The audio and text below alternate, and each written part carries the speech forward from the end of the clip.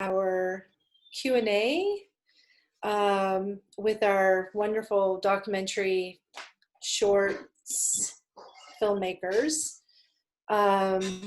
So I would love to start. First of all, I'm Shareen Anderson. I'm the festival director, and I would just like to thank you all for being here, welcome you, and we're thrilled to be showing your films at our festival. So first, I would love to have you introduce yourselves and tell us a little bit about yourself and the film that we're able to see at the festival. And maybe we could start with Soren. Hello, I'm Soren Sorensen. I'm a lecturer at Clark University. I teach film production. And my film is called With Dad, and it's about a colleague of mine, Steven Dorado, who works in the studio art program in the same building as I do. And I made a short documentary of Steven photographing his father's decline and death from Alzheimer's disease. And it's a 20-year body of work collected in a book of the same name called With Dad, which is available from Davis Publications. Yeah, I'm just thrilled to be here. My parents live in Mystic. I'm not in Mystic right now, but I'm happy to be included in this festival because I spend a lot of time there. Great. Okay, Ross, tell us about yourself and your film. Great. Thanks for having me. I'm happy to be a part of it. And thanks for all the work that you're doing, Shareen. I know this is an unusual time for sure to operate all of this. I'm an assistant professor at the University of Colorado Boulder. I'm in the university right now, in fact. And my film is called The Hardest Day. It's a look at the human-animal bond and the last moments between. And so I'd worked previously on a large-scale photojournalism project on at-home pet euthanasia, and that look at that space between that people share with their pets, and then migrated into doing a film after that. Yeah. Okay, great. Thank you. Okay, Tige, please introduce yourself and tell us about your film. Good morning. Thank you so much for having me and for this platform of showing the films from our youth. I know I got a lot of blue and gold going on, guys, so just bear with me here. But anyway, I am Tige Charity. I am the executive director and founder of Kids in the Spotlight, which is an organization that provides a platform for kids in foster care to sort of address their trauma and rejection through the power of storytelling and filmmaking. So our kids write, cast, and star in their own short films. And the film that was shown, Burnt Feathers, Broken Wings, was a sort of a documentary journal from a couple of the girls in the system that gave an in-depth look at why or how trauma impacts them, because a lot of times we see youth acting out and we immediately have a sense of judgment without asking, how did they get there? How did this happen?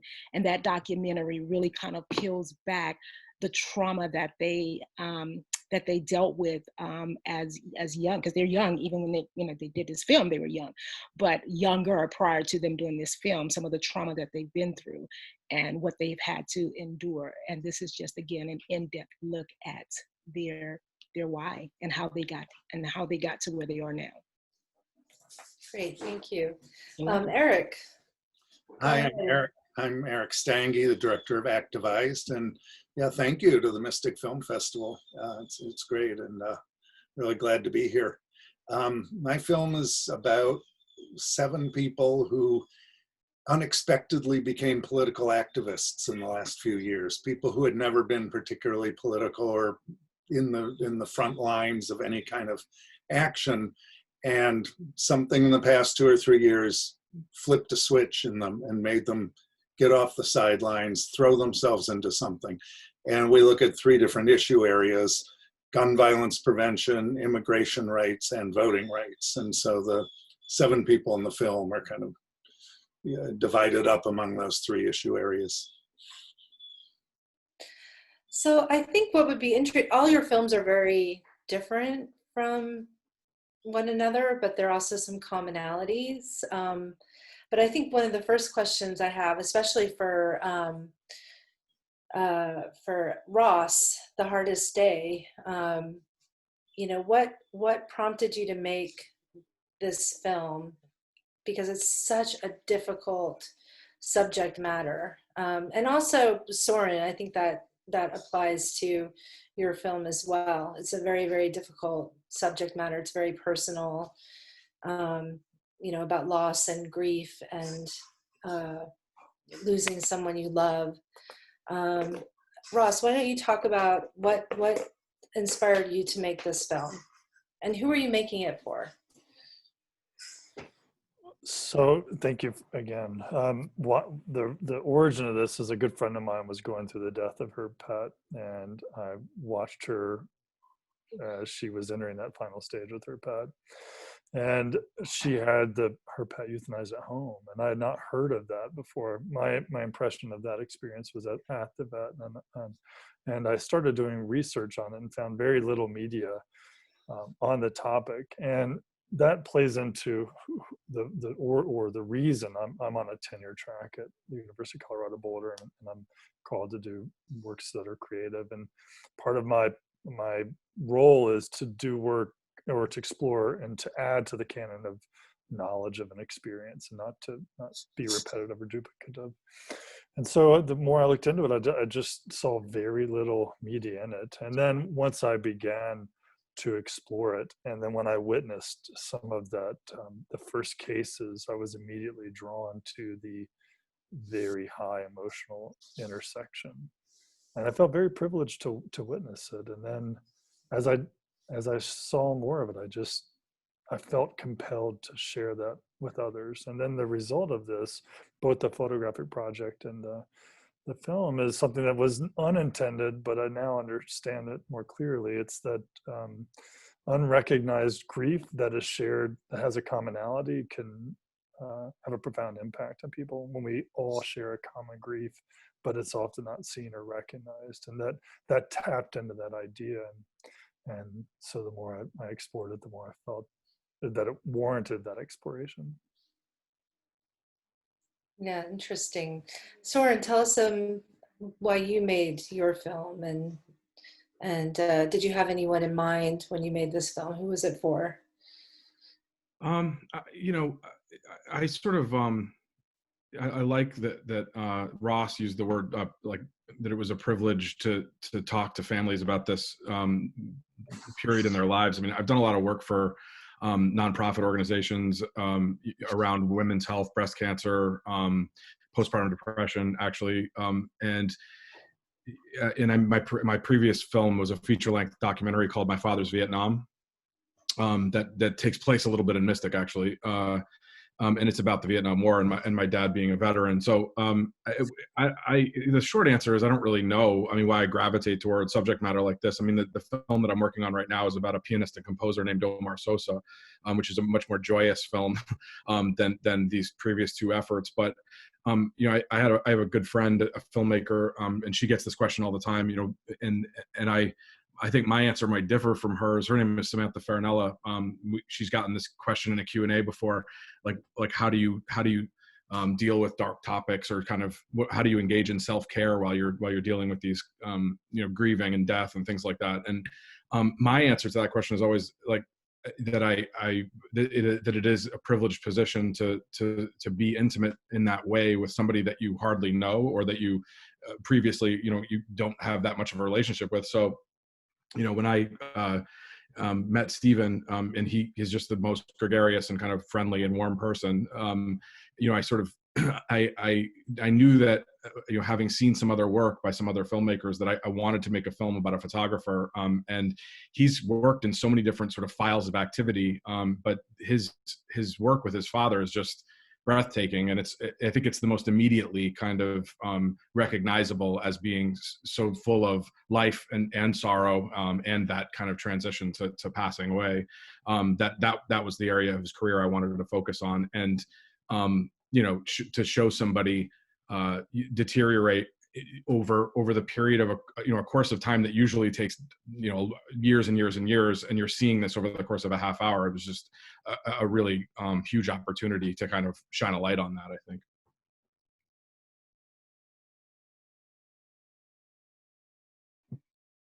Sorry, I'm muting myself in between because my mom's in the kitchen making lunch. It's a little noisy.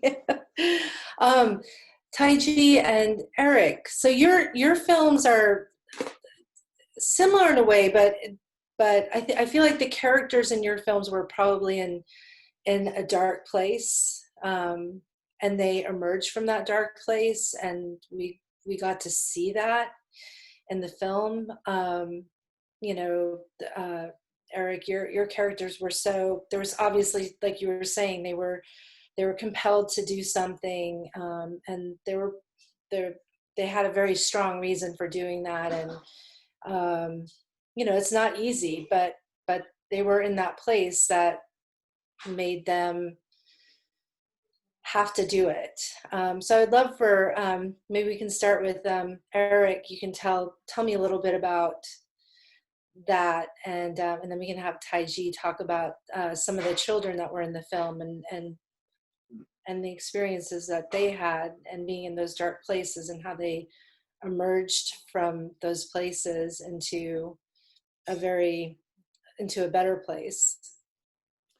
Well, sure. Two of the people in Activized got involved in political activism and because of the child separation policies that were being implemented, being implemented at the Mexican border in the spring and summer of 2018. And one of these two women is a lawyer, corporate lawyer in New York City, mergers and acquisitions.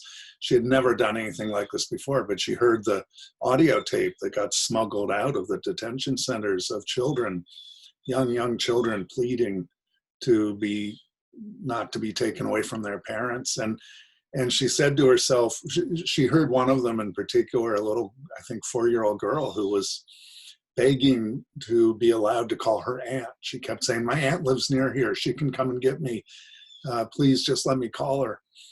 And this lawyer, Gail Weinstein, said to herself, she said, you know, that child is advocating for herself at the age of 4, and I'm a lawyer. I advocate for people.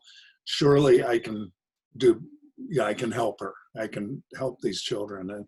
And so, yeah, talk about being in a dark place. I mean, so Gail went down to the border, found an organization through American Immigration Lawyers Association, although she knew nothing about immigration law at all, but volunteered to go to the border and counsel women in these, one detention center in particular in Dilley, Texas, that was the largest detention center for women and children. And she really, it was very, very hard for her. And that comes across, I think, in the film. She had to deal with emotions that she did not generally run up against in doing mergers and acquisitions for big corporate clients. And another of the people, Lizzie Cavazos, another of our characters, got involved helping migrants who were being dumped at bus stations in South Texas in the Rio Grande Valley. And it was the same kind of thing. She had never done anything like that, but when she heard what was going on, she had to go and help these families. And often the families are not intact. I mean, most of the time they were not. They were separated, if not by the authorities, they were separated by the fact that they couldn't all afford to come to America at once, or they got separated in coming across the border one way or another. So she would help them try to find each other, help them make phone calls, help them figure out where they were going to go next. So it's, the immigration part of our film in particular is hard, but, people, I think they just feel like they have to do something, and every little thing helps. Every little gesture of helping another human being in this incredibly difficult time helps in the bigger picture as well.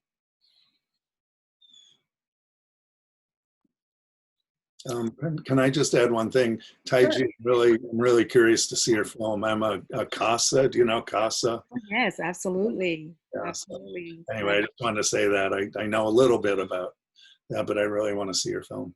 Thank you. Yes, one of our advisory board member is a CASA volunteer, and also I have another executive director friend of mine who is the executive director of a CASA out here in California. So Yes. yes, absolutely. Um, but to answer your question, the emerging part, when you have foster youth who were introduced or tried drugs as early as 9 and 10 years old to numb the pain, the emerging part is it's a continuation. It's, you know, it's a day by day process for them. And the beauty of our program is giving them that outlet. And as Eric said, a platform to advocate for themselves. Oftentimes you have other people on the outside or people who've worked with foster youth sort of telling their stories from their perspective. And what we decided to do through this organization is give kids the platform to tell their own stories and to tell it their way.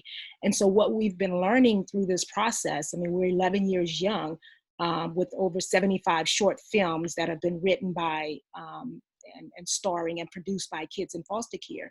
What we are learning is that giving them this agency, this ownership, allows them, one, to discover their own voice, and also it empowers them to sort of rewrite the narrative for their story, rewrite the narrative for their life. They get to address things from their own perspective, and they get to see things through the lens of a camera and see it on a big screen that sort of gives it a different perspective, even for them, although they're living this narrative. So it's just been an amazing journey to see how powerful this medium is and this outlet is for kids in foster care. So yeah, I mean, they are constantly, it's a day by day process. It's just, you know, as much as I wish there was this, you know, magic wand that I could just wave and say that, you know, this drug addiction is broken and it's gone. These kids have used this to numb the pain.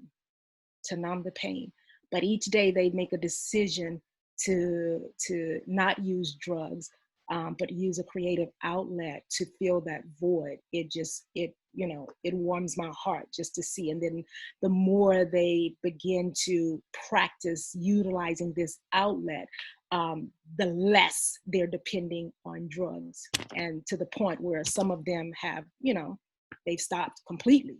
And that is very rewarding for us.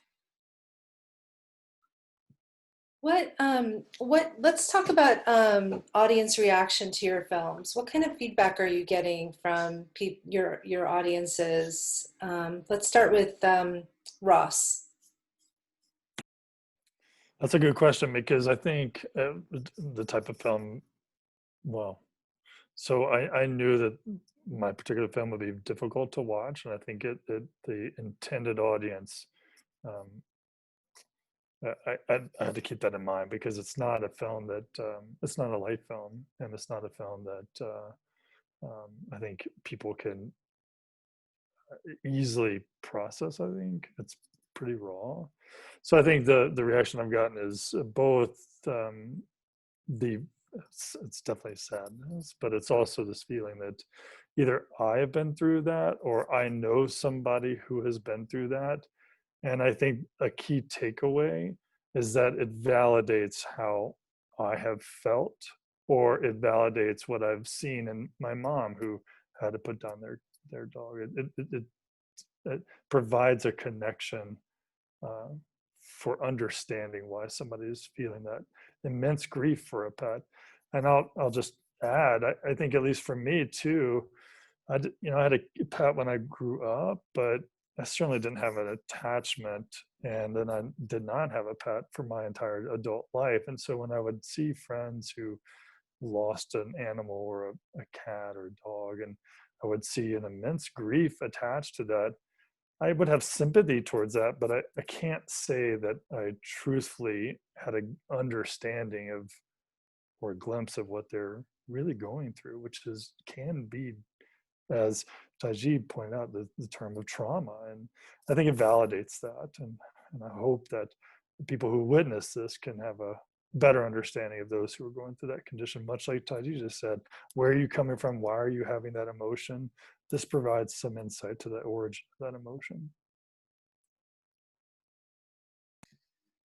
Soren, what about your film? What kind of reaction are you getting from audiences? It's been, it's been really an honor to show it at some festivals, even under these unusual circumstances. But going back to about a year ago now, I was in a low residency program at Vermont College of Fine Arts in Montpelier, Vermont, and this was my thesis film for an MFA degree. And getting to show that at the Savoy in downtown Montpelier, in front of classmates and faculty advisors and people in the community, meant a lot. And now 1 year later, with very scant or non-existent opportunities to go see films in theaters, I'm thinking back sort of wistfully on that experience. People weeping in the audience, and really having connected to the film.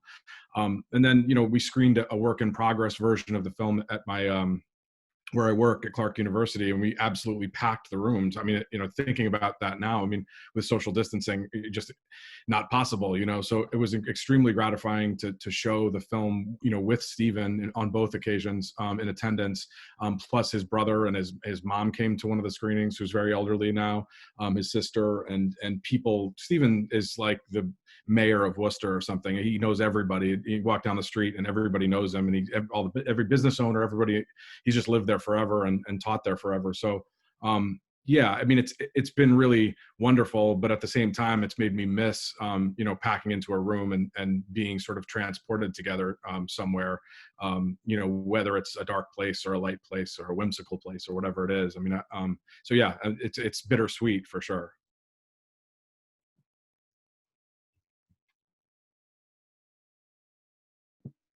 Okay, Eric, tell us about how are people reacting to your film? Well, we had the experience that I'm sure some of the people here have had, or a lot of people lately. We were all ready to do a festival tour of in-person real screenings, and then had to quickly shut that down and transfer everything online. But I mean, of course, like everyone else, at first we thought, oh my God, what a disaster, because it's so nice, as Soren was saying, to be able to be in a room with people to show the film. But in fact, I think the way it's worked out, we've had a much better time screening it because people can do it from home. It's so much easier. I think we've probably reached more people. Certainly, it's been great for me and some of the people in the film who have joined in discussions like this. And the film was really intended. The message of the film, well, there are really two, but one of them is anyone can be an activist. Anyone can get involved. It doesn't take special training. It doesn't take some kind of special kind of personality. You can do it your own way. There are a million ways to do it. And that's really what we're trying to get people to see and to feel, that if you feel something passionately about a particular issue, you can do something, and everything helps. And then the other message we're trying to get across is that that kind of political activism is actually a very American thing to do. It's a very patriotic thing to do. It's what this nation, anytime we've moved ahead politically, culturally, socially, it's been because people jump in and get involved and practice dissent and practice civil disobedience, sometimes practice violence. It takes all sorts of things for this country to change, but it definitely takes committed people, and all sorts of committed people doing all sorts of different things. And so it's great because I think we hear over and over again that people are encouraged to do something, especially in this particular moment, which is why we made the film now, because so many people are jumping in because of Trump. So yeah, it's been gratifying, and it's actually worked out, I think, perhaps even better than it would have been without the pandemic. Not that I'm advocating for the pandemic. I mean, it's awful and nobody would want it. We were trying to see the silver lining in it, yes, right? exactly. That's what I meant to say. Yeah. And Taiji, tell us, what have you heard from audiences, especially from younger audiences? Yes. Well, November of last year, Burnt Feathers, Broken Wings won Best Film at the 10th Annual Kids Awards. And then in January of this year, it won Best Social Justice Film at the Santa Fe Film Festival. And so what we're experiencing is that people are generally shocked by one, the level of transparency, and then two, that these kids have experienced such horrific things at such an early age. When you're removed from that, or when you're fortunate to be, raised in an environment where there's structure and stability, to be exposed to a different environment, somehow it just kind of, takes you out of that place of, that bubble, I would say. And it gives you that eye-opening moment, like, wow. Like, I just, I didn't know. And I know at the Santa Fe Film Festival, we had a Q&A afterwards, and people just, they sat in their seat and they had a ton of questions about child welfare and just about the youth. So it also created that interest, or that it stirred up a certain level of responsibility. What can I do? How can I help? How can I be a part of the solution or the change in providing this outlet for kids in foster care to make sure that they are not forgotten? And with the younger people, it felt empowering to know that, hey, this is also my story. Like, what you've been through, I've been through. Like, it created this level of relatability and it also empowered others to say, you know what, and I've been through this. Or I bet you it added on. And I told our youth all the time, the things that you've been through, no doubt, they are heartbreaking and they are horrible. But what are you going to do with that pain? Use that pain for your purpose. Use that pain to tell a story that we never know, that may help someone else. And that's what we're finding out through a lot of these films, that the stories are empowering others. And then they're awakening some people who just didn't know much about the foster care system. So I think I wanted to move to a Q&A, but I think we have only one person at the moment. So what I'd love to do is put this Zoom discussion panel on our Facebook page and get people to listen to what you have to say about your films and help entice them to check them out, because your films are going to be streaming on our online festival platform until the 25th of October. So we have lots of opportunity to get people to come and watch. And I also want to hear, before we end, I want to hear about where your films are going to be seen next. And I guess we can start with Soren. We'll be at the St. Louis International Film Festival in November. Also, the Housatonic Museum is doing a Friday night Flix in association with the Connecticut Film Festival and Film Fest 52, and that'll be in November as well. And I think that's it. This is the last one in October, if I'm not mistaken. So yeah, there's like a couple more screenings coming up, and we'll see what happens for December and January and beyond. Okay, Ross, where's your film going to be seen next? So the next upcoming festival is the Phoenix Film Festival, and they're actually going to have some of it, or an abbreviated version of it, in person. So I'm in Colorado. I'm hoping to drive out and be a part of it. Oh, that would be awesome. You're in Colorado, so it would be a bit of a road trip, but not too bad of a drive. Yeah.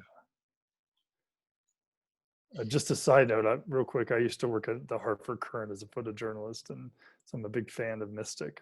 I love that area. Thanks. Tige, where's your film going next? Well, on November 5th, we are hosting our first ever Kids Night at the Drive-In, and we're going to be showing about 5 of our award-winning films. So Burnt Feathers, Broken Wings will be part of that, that screening on November 5th. But we've also been offered our own channel on Flix streaming service platform. So we are currently in negotiation with going through the contract for that, and we will probably be releasing a good number of our films on Flix streaming services. So Burnt Feathers, Broken Wings will be one of those films. That's amazing. Congratulations. Thank you. And Eric, where can viewers see your film after it's finished screening at the Mystic Film Festival? We have a couple more festival screenings coming up, but the main thing is we're going to be on Free Speech TV, which is a cable TV service out of Denver that reaches, I don't know, hundreds of cable access outlets. It also feeds the show Democracy Now!, if you know that, and other sort of progressive political and social activism programming. So that's exciting. It'll be October 28th at 8 p.m. is the premiere, which will also have a panel discussion with some of the film participants. And then they repeat it many, many times, especially during the week of the election. And then they'll also be streaming it. You could get it on freespeech.org. It's their streaming platform. And then we're also going to set it up on Vimeo or something. We haven't quite figured that out, but it's going to be available for viewing. That's great. Well, thank you, everyone. Congratulations on making such fantastic films. And I wish you tons of luck on all your future endeavors. And we hope to see more of your films in the future at the Mystic Film Festival. Great. Thank you so much for all you're doing. Thank That's a you. tough time, but thank you. Nice meeting all of you. Yeah, nice nice to meeting meet you. everyone. Yeah, nice to see you again, Soren. Sure, be safe. You Take too. care, everybody. Care. Bye. Bye. Bye.